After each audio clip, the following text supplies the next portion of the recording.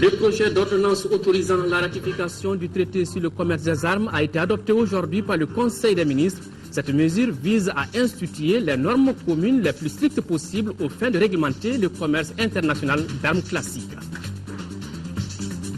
500 millions de francs CFA, c'est le montant déployé par le gouvernement de la République du Mali pour la rénovation et la construction de nouvelles infrastructures au compte de la 5e région militaire de Tombouctou. Cette initiative doit permettre aux troupes d'être plus opérationnelles. Hors de chez nous, on parle encore de sécurité au Sénégal. C'est une dame qui vient de prendre les commandes de la police nationale sénégalaise, une première dans l'histoire du pays de la Teranga. Voilà pour les titres. Mesdames, Messieurs, bonsoir et bienvenue aux informations. Nous sommes mercredi et le Conseil des ministres s'est réuni en session ordinaire aujourd'hui sous la présidence du président de la République par intérim. Après examen des points inscrits à l'ordre du jour, le Conseil a adopté des projets de texte, entendu une communication et procédé à des nominations. Avec moi sur ce plateau, Ibrahim Djombele. Ibrahim, bonsoir. Bonsoir Amadou Sankaré. Avec vous, le contenu de ce communiqué. Tout à fait. Mesdames et messieurs, bonsoir au chapitre des mesures réglementaires. Et sur le rapport du ministre des Affaires étrangères et de la coopération internationale, le Conseil des ministres a adopté un projet d'ordonnance autorisant la ratification du traité sur le commerce des armes adopté à New York le 2 avril 2013 par l'Assemblée générale des Nations unies. Le commerce des armes conventionnelles est un phénomène qui concerne tous les pays et toutes les régions du monde. Les problèmes liés au commerce irrégulier et illicite de ces armes constituent de nos jours des défis majeurs ayant un impact négatif sur la paix, la sécurité et la stabilité régionale et internationale. Cette problématique a mobilisé la communauté internationale en 2012 lors de la conférence des Nations Unies pour un traité sur le commerce des armes. Le traité sur le commerce des armes adopté après de longues négociations par l'Assemblée générale des Nations Unies en avril 2013 et signé par notre pays en juin 2013 vise essentiellement à instituer les normes communes les plus strictes possibles aux fins de réglementer ou d'améliorer la réglementation du commerce international d'armes classiques, à prévenir et éliminer le commerce illicite d'armes classiques et empêcher le détournement de ces armes, à contribuer à la sécurité et la stabilité internationale et régionale, à promouvoir la coopération, la transparence et l'action responsable des États parties dans le commerce international des armes et bâtir ainsi la confiance entre les États. Le traité s'applique à toutes les armes classiques et relevant des catégories telles que les chars de combat, les véhicules blindés de combat, les systèmes d'artillerie de gros calibre, les avions et les hélicoptères de combat, les navires de guerre, les missiles et lanceurs de missiles, les armes légères et armes de petit calibre. Il définit les mesures générales de mise en œuvre et détermine les mécanismes d'application des transferts d'armes, la conservation des données et l'établissement des rapports. Dans un délai d'1 an, à compter de l'entrée en vigueur du traité à son égard, chaque État partie adresse au secrétariat un rapport initial sur les mesures prises pour sa mise en œuvre. Sur le rapport du ministre des Finances, le Conseil des ministres a adopté un projet de décret portant approbation de l'avenant numéro 1 dans le cadre de l'exécution du marché relatif aux travaux de construction du siège du comité de régulation des télécommunications. Dans le cadre de l'amélioration des conditions et du cadre de travail de son personnel, le comité de régulation des télécommunications est devenu en 2011 l'autorité malienne de régulation des communications, des télécommunications TIC et Poste a entrepris sur fonds propres la construction de son siège à Amdalaï, ACI. Le marché conclu à cet effet en 2009 a été attribué à l'entreprise Comatex Sibat SA pour un montant de 4 milliards 154 millions de francs CFA environ et un délai d'exécution de 24 mois. Au cours de l'exécution des travaux, il est apparu nécessaire de réaliser des travaux supplémentaires en vue de rendre le bâtiment plus fonctionnel. Le présent avenant au marché initial est approuvé pour permettre la réalisation de ces travaux supplémentaires pour un montant de 442 183 000 francs CFA environ et un délai d'exécution de 8 mois. Sur le rapport du ministre du Logement, des Affaires foncières et de l'Urbanisme, le Conseil des ministres a adopté un projet de décret portant affectation au ministère des Finances de parcelles de terrain dans les cercles de Caille et de Kenyeba. Dans la recherche de solutions pour assurer l'amélioration permanente des conditions d'exécution du service et suite à la révision de la carte douanière du pays ayant entraîné la création de nouvelles structures, il est apparu nécessaire pour le service des douanes de sécuriser les parcelles de terrain et bâtiments existants et de procéder à l'identification de parcelles pour abriter les structures nouvellement créées. La présente affectation de parcelles de terrain dans les cercles de Caille et de Kéniéba s'inscrit dans ce cadre. Elle porte sur les parcelles de terrain objets des titres fonciers suivants. 1. Livre foncier de Caille, numéro 239 de Caille, superficie de 6 ar, 78 centières, 6 à Caille, numéro 248 de Caille, d'une superficie de 2 ar, 44 centières, 6 à Caille, numéro 722 de Caille, d'une superficie de 1 hectare, 11 ar, 0 centières, 6 à Caille, numéro 1183 de Caille, d'une superficie de 8 hectares, 75 ar, 8 centières, 6 à Diboli. 2. Livre foncier de Kéniéba, numéro 268 de Kéniéba, d'une superficie de 20 hectares, 4 ar, 74 centières, 6 à Maïna Mine, numéro 269 de Kéniéba, d'une superficie de 1 hectare, 75 ar, 64 centières, 6 à Maïna Mine, numéro 270 de Kéniéba, d'une superficie de 88 ar, 16 centières, 6 à Maïna Mine, numéro 271 de Kéniéba, d'une superficie de 1 hectare, 60 ar, 46 centières, 6 à Mogoyafara, numéro 272 de Kéniéba, d'une superficie de 8 hectares, 56 centières, 6 à Dabia, numéro 273 de Kéniéba, d'une superficie de 4 hectares, 24 ar, 37 centières, 6 à Sansanto. Les dites parcelles sont destinées à abriter les structures des douanes.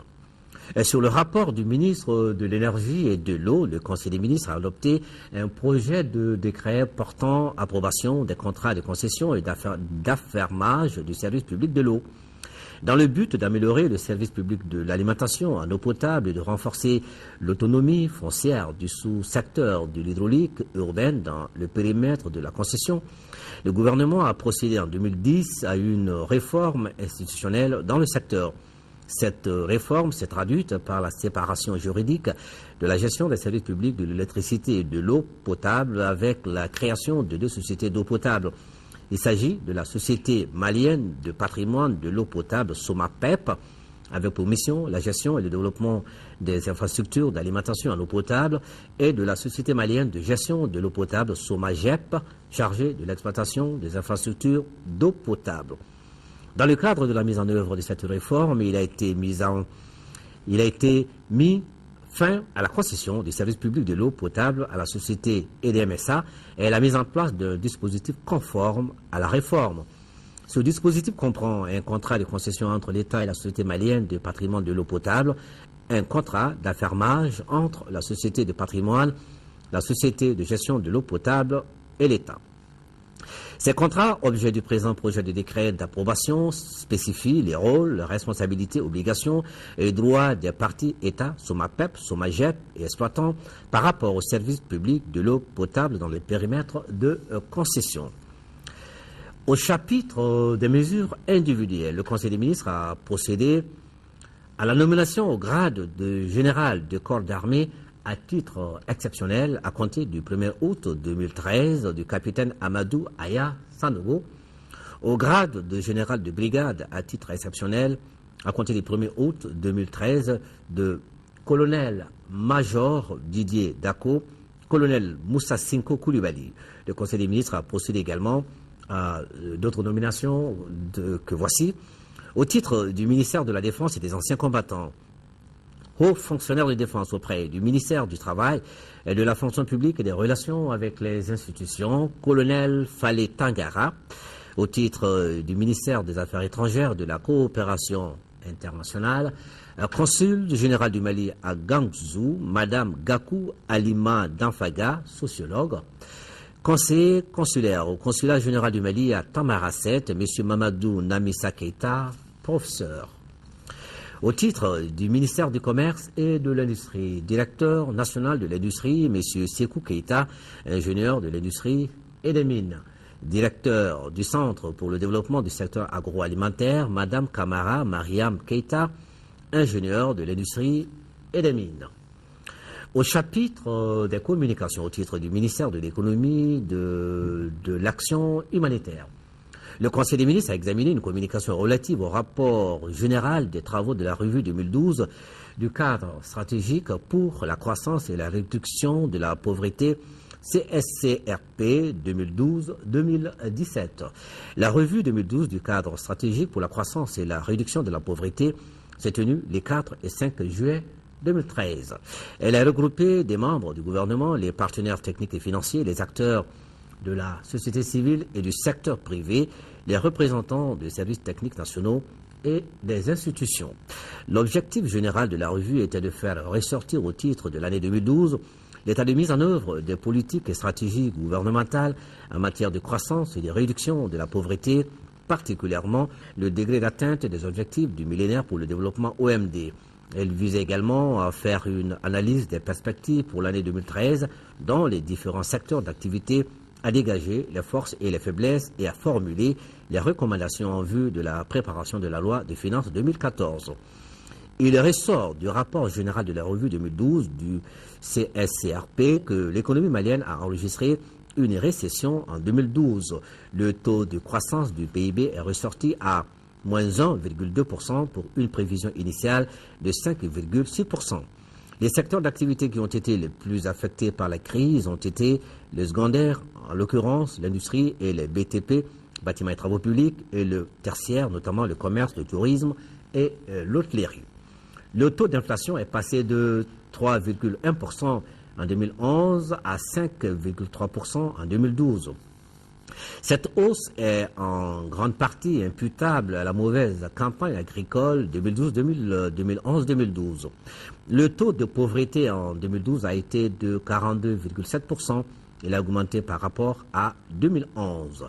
Dans le domaine de l'éducation, le taux brut de scolarisation au premier cycle du fondamental est passé de 81,5% en 2011 à 78,3% en 2012.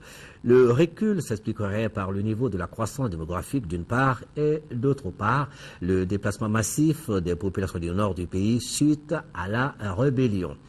La plupart des indicateurs de santé ont affiché en 2012 une tendance à la baisse comparativement à l'année 2011. Le taux d'accès à l'eau potable est resté stable entre 76,2% et 76,1% en 2012. Le nombre d'emplois créés en 2012 est en baisse par rapport à 2011. À cela, il faut ajouter les 3 558 pertes d'emplois enregistrées dans le secteur privé. Le rapport général développe également les actions menées dans les domaines de la gouvernance financière, de la décentralisation, de la justice, de la lutte contre la corruption et de la prise en compte du genre.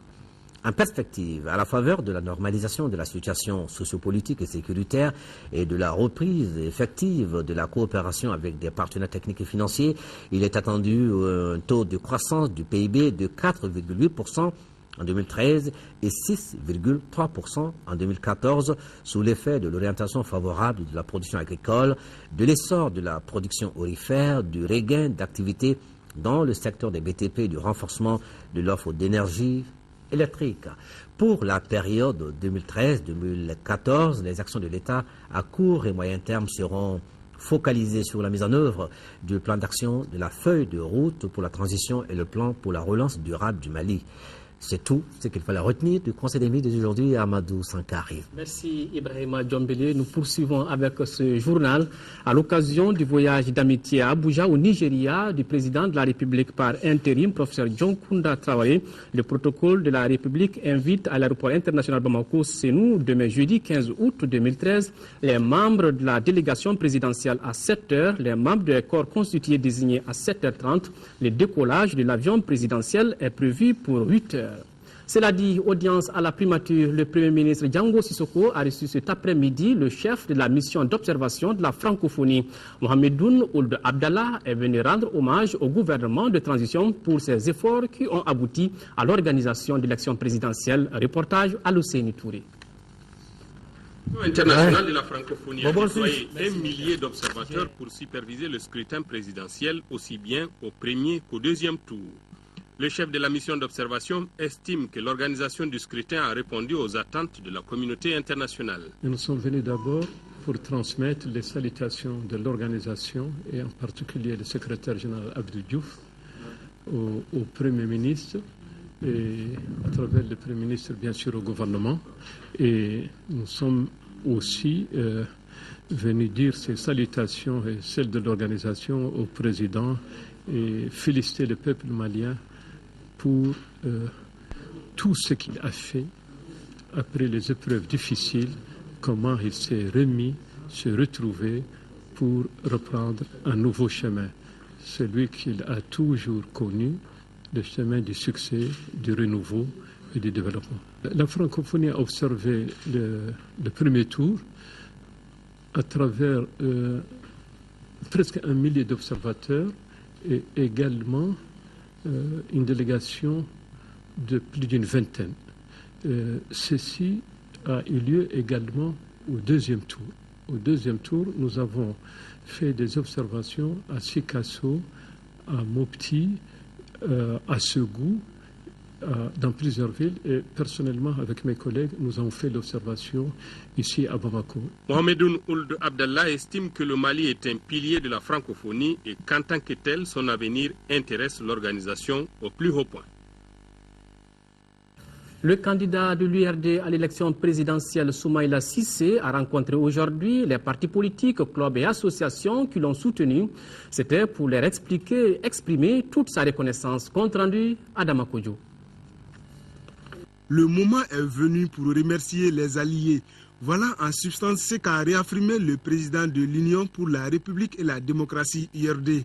Younousi Touré a invité les Maliens à la réconciliation pour la stabilité et le développement du pays.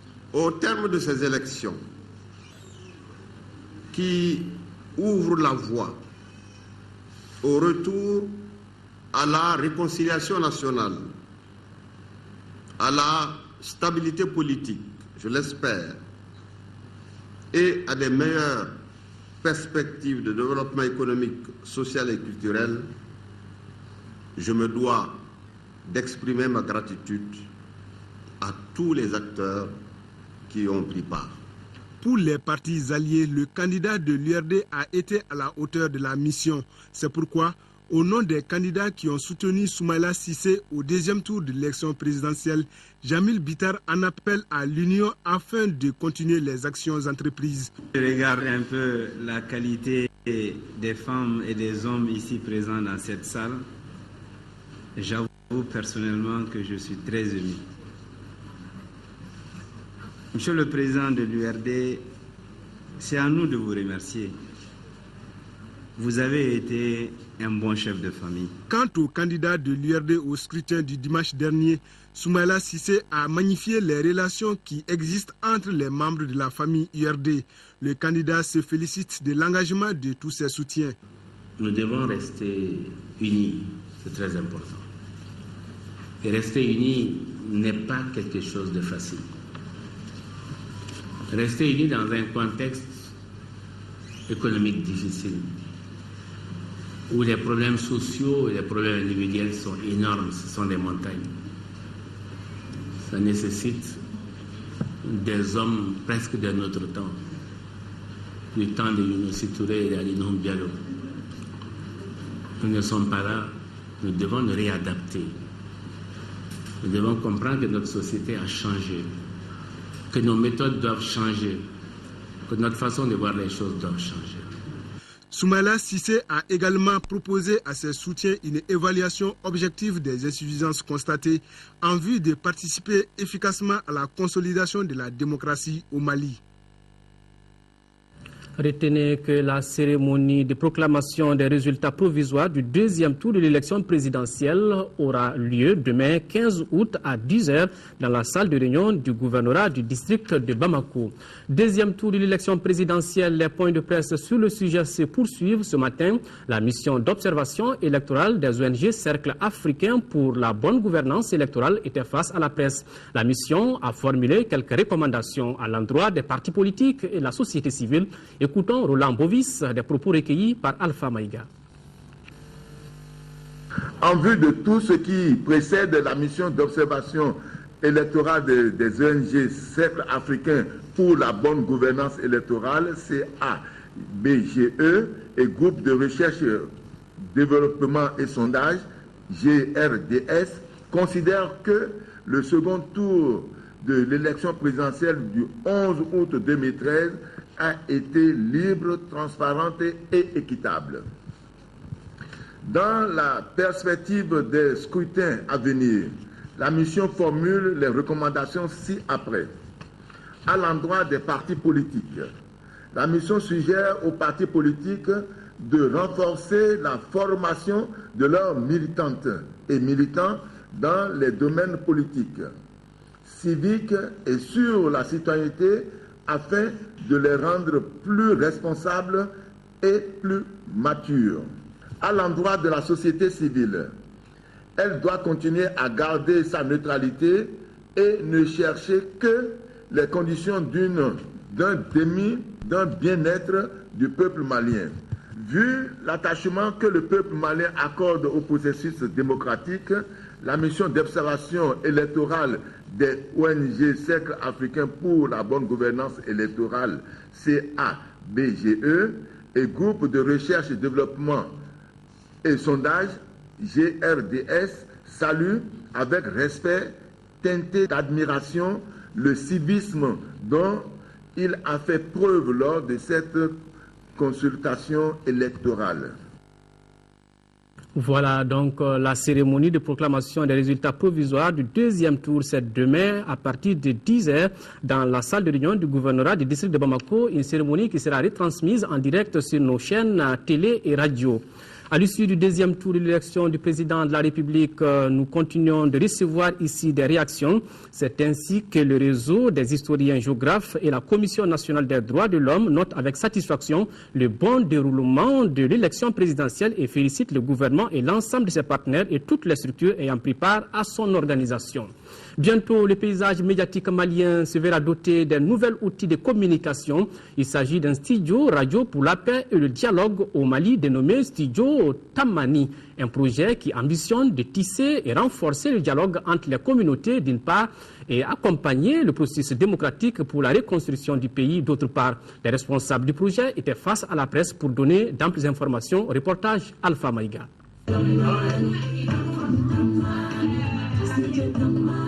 Ce n'est pas une radio qui émet à partir d'une fréquence. Il s'agit d'un studio. Le studio Tamani, logé ici à la Maison de la Presse, conçu pour la paix et le dialogue au Mali. Le Mali, un pays qui vient de loin après des mois de crise. Et c'est pour mieux informer l'opinion sur la nécessité de cet outil que les responsables du projet Studio Tamani ont initié ce point de presse. Ce n'est pas une radio, mais c'est un studio de production et qui s'appuie sur des radios membres de l'URTEL. Le Tama a cette particularité dans nos traditions africaines de véhiculer des messages tambourinés. Et il nous semble qu'il y avait là un lien à faire avec notre projet dont l'objectif c'est de diffuser des messages de sensibilisation, des messages de promotion de la paix et de la réconciliation entre les communautés du Mali. Ainsi, les programmes du studio Tamani seront lancés officiellement le lundi prochain et pour une durée de 18 mois. Pour faire fonctionner les programmes, voici la quinzaine de journalistes, animateurs et techniciens qui apporteront leur expertise dans le domaine. L'Union européenne a été heureuse et s'est lancée dans ce projet. Ça vise à contribuer au renouvellement d'un vouloir vivre au Mali, de favoriser le dialogue intracommunautaire, de fournir des informations impartiales, de qualité, professionnelles, sur tout le territoire, et en plus en langue nationale. Une belle initiative, le studio Tamani. Autre facteur de communication, la route. Les transporteurs routiers du Mali veulent donner de nouvelles orientations à leur secteur. Ils sont réunis depuis ce matin pour la 5e session ordinaire de l'Assemblée consulaire de leur organisation. Au menu de la rencontre, le bilan de 5 ans de gestion de l'équipe sortante. Une équipe qui, selon son président, a pu implanter le CMTR dans l'ensemble des régions du Mali. Compte rendu, Mohamed Diarra. Les travaux de la 5e session ordinaire de l'Assemblée consulaire du Conseil malien des transporteurs routiers, CMTR, s'ouvrent sur une note positive. L'équipe sortante dirigée par Youssouf Traoré a lutté et obtenu des revendications qui sont de nature à propulser le secteur des transports au Mali. Au titre du renforcement des capacités, le CMTR a obtenu l'affectation de la lettre de voiture, l'allègement de la pression fiscale par la suppression de la redevance d'usage routier, la suppression des postes de sécurité routière sur les axes routiers inter-États dont certains avaient été érigés en postes de contrôle routier, l'adhésion des transporteurs routiers à l'application de la charge à l'essuyer par l'information et la sensibilisation, l'application du poids total autorisé en stage avec seuil de tolérance de 20%. Le président Traoré se glorifie également de l'implantation du CMTR dans les 8 régions du Mali et dans les différents ports de la sous-région, excepté Conakry, Ghana et Nouakchott, qui recevront des représentations maliennes dans les jours à venir. Malgré ces acquis, des difficultés subsistent. Aujourd'hui, le problème qui se pose à nous aujourd'hui, c'est les tracasseries. Les tracasseries sur les axes routiers. Les transporteurs sont fatigués, souffrent. Ça fait des années, de l'indépendance jusqu'à nos jours, on n'a pas pu trouver la solution. Il faut que les gouvernants regardent cet aspect de la question. À cela, il faut ajouter la crise sécuritaire du Mali. Elle a fait perdre des dizaines de milliards de francs CFA au secteur des transports, précise le président Youssouf Traoré. Avec la stabilité, les responsables du CMTR se lancent dans la perspective de professionnaliser le secteur des transports au Mali. Les perspectives aujourd'hui, c'est organiser le transport professionnel. C'est arrêter avec le transport amateur, le transport artisanal. Cette assemblée consulaire regroupe les délégués des 8 régions du Mali et du district de Bamako. En plus de l'examen du bilan de l'équipe sortante, les délégués devront procéder au toilettage des textes du CMTR. Le but est de donner de nouvelles orientations au secteur du transport. L'ambassadeur Siragatou Traoré a présenté le mercredi 7 août 2013 ses lettres de créance au président de la République tunisienne, Monsef Marzouki, au palais de Carthage. L'ambassadeur a saisi l'occasion pour transmettre au président Marzouki les salutations fraternelles et amicales du professeur Dioncounda Traoré, président de la République par intérim. Il a aussi exprimé son engagement et sa détermination à tout mettre en œuvre pour promouvoir et raffermir davantage les relations d'amitié et de coopération multiformes entre les deux pays. Le président tunisien a de son côté félicité l'ambassadeur Traoré pour le choix porté sur sa personne en qualité d'ambassadeur. Hors de nos frontières, à présent au Sénégal, je vous le disais en titre, c'est désormais une femme qui est à la tête de la police nationale. Elle s'appelle Anna Sémou Faye. La mission qui attend la nouvelle patronne de la police sénégalaise est immense. Anna Sémou Faye prend officiellement les commandes de la police sénégalaise. Elle entre ainsi dans l'histoire en devenant la toute première femme à occuper ce poste. Le commissaire Faye remplace son collègue Abdoulaye Niang, absent à la cérémonie. L'ancien directeur, dont le nom a été cité dans une affaire de trafic de drogue, a été limogé le 25 juillet.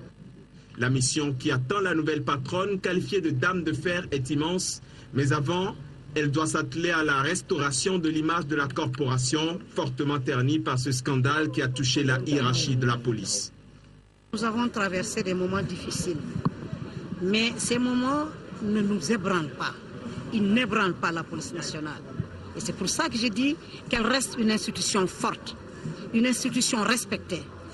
Mais elle a besoin, compte tenu d'une situation donc, qui a gêné, elle a besoin de vous rassurer davantage. Rassurer qu'elle est encore là, présente, elle est encore là, fidèle à des principes de rigueur. Anna Sémou Faye atteint le sommet après 30 années passées à gravir patiemment les échelons dans la police. Entrée à l'école de police en 1983 comme élève commissaire, la directrice impressionne en finissant comme major de sa promotion.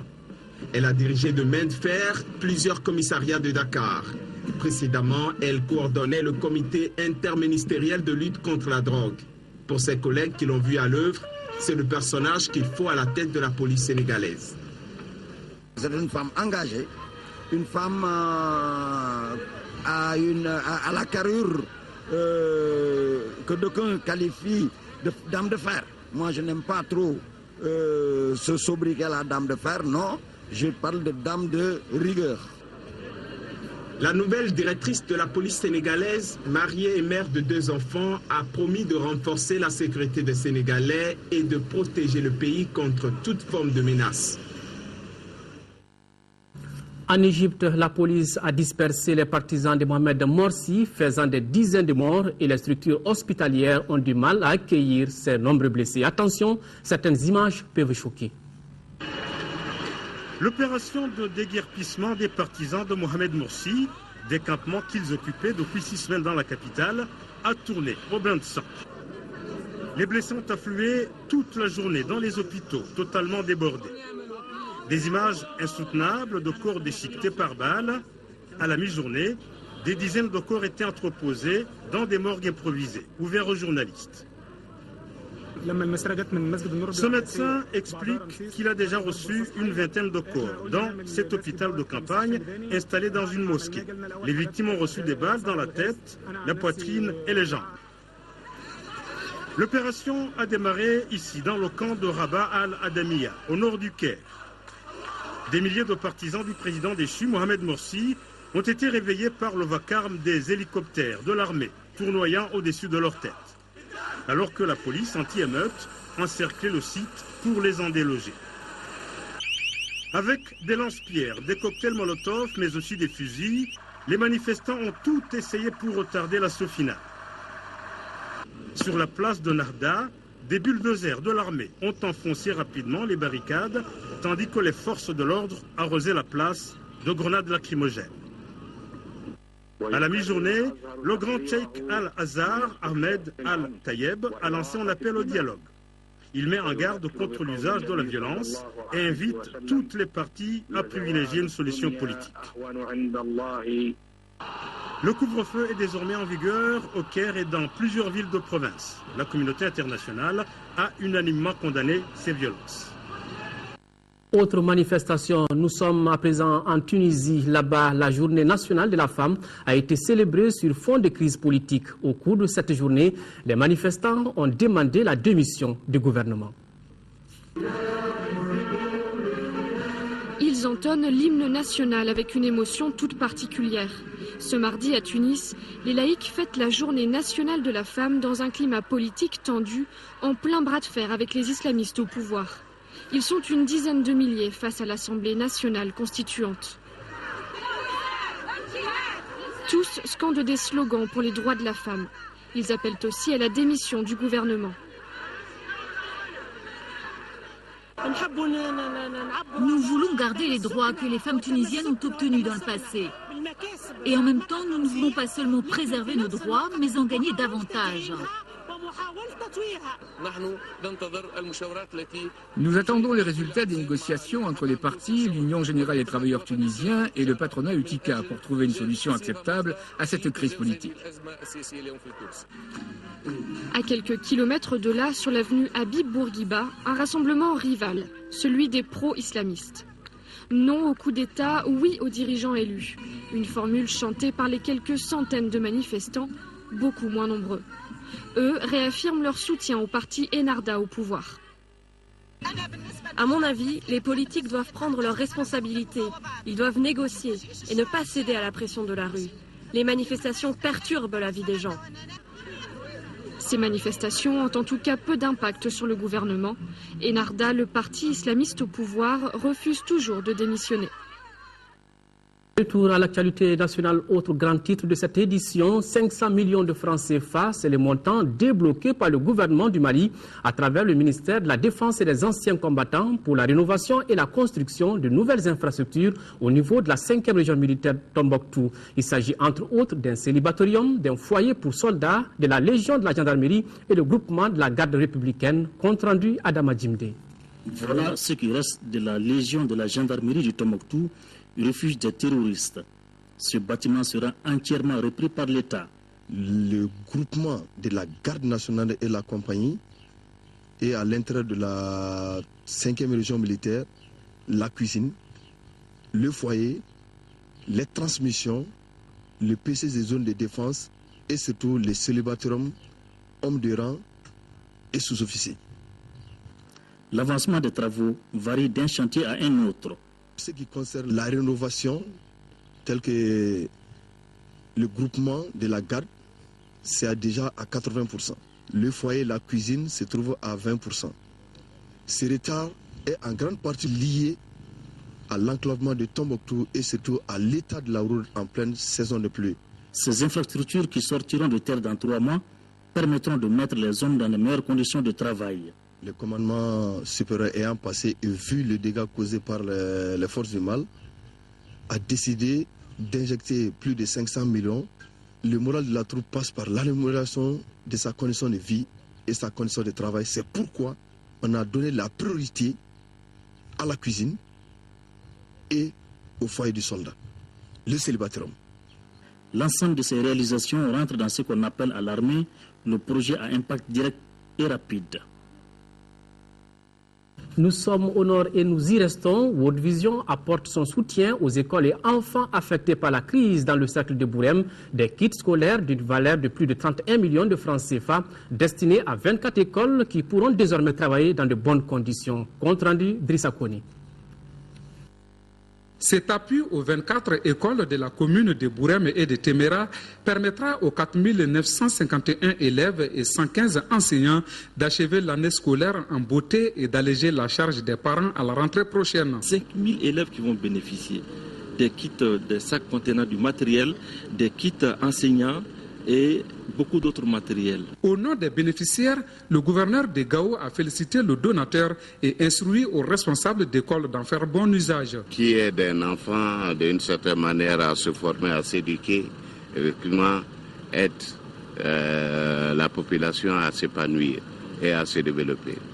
Donc je tiens effectivement au nom de l'ensemble de ces populations, bénéficiaires et non bénéficiaires, à féliciter et à encourager World Vision de l'action qui vient de mener. D'une valeur de plus de 31 millions de francs CFA, l'ONG Cabinet de recherche Action pour le développement endogène CRAD est le partenaire local de la mise en œuvre de ces projets d'ici le 30 septembre 2013. Cette cérémonie, c'était pour présenter ce beau matériel au gouverneur pour que le matériel puisse être officiellement réceptionné au niveau régional avant d'être transmis sur Bourem en faveur des enfants. World Vision, qui a quitté la région suite à la crise, donne ainsi un espoir de retour à travers cet appui. En tout cas, c'est le souhait de l'ensemble des couches socio-professionnelles de la 7e région. Retour ici à Bamako pour parler de la soirée dédiée exclusivement à la reconnaissance du mérite des personnalités qui se sont impliquées pour une sortie de crise au Mali, qui aura lieu le 31 août prochain au Centre international de conférence de Bamako. C'est une initiative de la structure Mera Mérite de la reconnaissance africaine. L'objectif de cette première édition est d'encourager et de valoriser les bonnes actions des femmes et des hommes qui se sont distingués pendant cette période. À cette occasion, plusieurs trophées seront attribués. La cérémonie de lancement s'est déroulé aujourd'hui, Garibou Pérou. L'heure de la reconnaissance sonne au Mali. Les missions du gouvernement de transition arriveront à terme dans quelques mois. C'est dans ce cadre que cette première édition du mérite de la reconnaissance africaine est initiée. Elle est dédiée au président de la République par intérim, professeur Diongouna Traoré, pour la réussite de la transition. À cette occasion, le trophée de la sagesse africaine lui sera décerné en plus de plusieurs autres personnalités. Certes, la liste de grandes figures qui se sont illustrées dans le domaine de la paix, de la démocratie et dans les actions de développement au Mali et en Afrique n'est pas définitive. Et la jeunesse peut donc profiter de cet espace pour s'inspirer de ces personnalités. S'inspirer afin de s'inscrire de ce que les Mera appellent le panthéon des sages africains. En répondant aux questions des journalistes, les responsables du Mera ont expliqué que les critères sont définis par les experts nationaux et internationaux pour être retenus. La soirée de cette première édition aura lieu le 31 août prochain au Centre international de conférence de Bamako. Le commissariat du 12e arrondissement de Bamako vient de mettre la main sur un bandit. Il a été arrêté à Boulka-Soubougou en possession de plusieurs armes. Les circonstances de son arrestation sont relatées ici par le commissaire divisionnaire Mohamed Kourechi. Il est au micro de Mamourou Sidibé. Dans la nuit du 2 au 3 août 2013, aux environs de 3 heures du matin, nous avons été informés par un veilleur de nuit à la station d'essence Soleil, à Boulgassumou, ici c'est la route de Koulgro, que des cambrioleurs étaient en train de voler à leur niveau.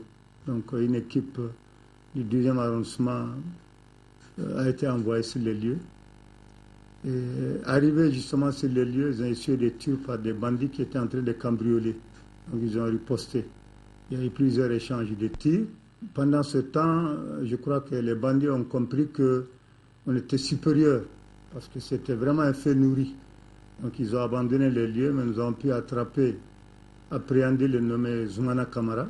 On a trouvé sur lui un pistolet de fabrication artisanale avec 4 cartouches. Et les 2 autres malfrats, parce qu'il s'agit de 3 bandits, les 2 autres qui se sont enfuis, ont abandonné sur les lieux un matériel assez impressionnant que vous voyez. 2 pistolets, dont un de fabrication artisanale avec 5 cartouches de chasse, et un pistolet de fabrication française, calibre 7,65 cours, avec un chargeur garni de 6 cartouches. Vous voyez, ils ont abandonné aussi une paire de cisailles, 2 cadenas cassés. Justement, avant d'arriver à la station, ils ont eu à cambrioler une alimentation conduite à la station. Zoumana a été un repris de justice, parce qu'il a été déféré ici en 2011. Coup de vigilance. Le directeur national de l'hydraulique, président de la commission gestion des eaux de la retenue de Sélengué et du barrage de Markala, communique. La campagne en cours est caractérisée par une pluviométrie relativement excédentaire sur le haut bassin du Sankarani. À la date du 12 août 2013, le niveau d'eau du barrage de Sélengué est de 334,67 mètres contre 342,30 mètres en 2012 et 341,50 mètres en 2011, soit une avance de remplissage de 2,37 mètres par rapport à 2012. Aussi, compte tenu de l'importance des apports d'eau du haut bassin du Sankarani en Guinée et conformément aux directives de la Commission gestion des eaux de la retenue de Sélengué et du barrage de Markala, la société Énergie du Mali SA procédera à compter du mercredi 14, donc aujourd'hui, à des lâchers progressifs d'eau du barrage. Cette situation pourrait provoquer en aval une montée franche des niveaux d'eau du Sankarani et du fleuve Niger. Par conséquent, les usagers et les populations riveraines du Sankarani et du fleuve Niger sont invités à prendre des dispositions idoines pour éviter tout désagrément. Voilà, c'est ce qui met fin à cette édition. L'ensemble de la rédaction vous remercie de votre aimable attention. Demain, 10h-13h, retrouvez Mohamed Touré et j'aurai tout le plaisir de vous présenter celle du soir. Visitez notre site www.ortm.ml. Au revoir et qu'Allah bénisse le Mali.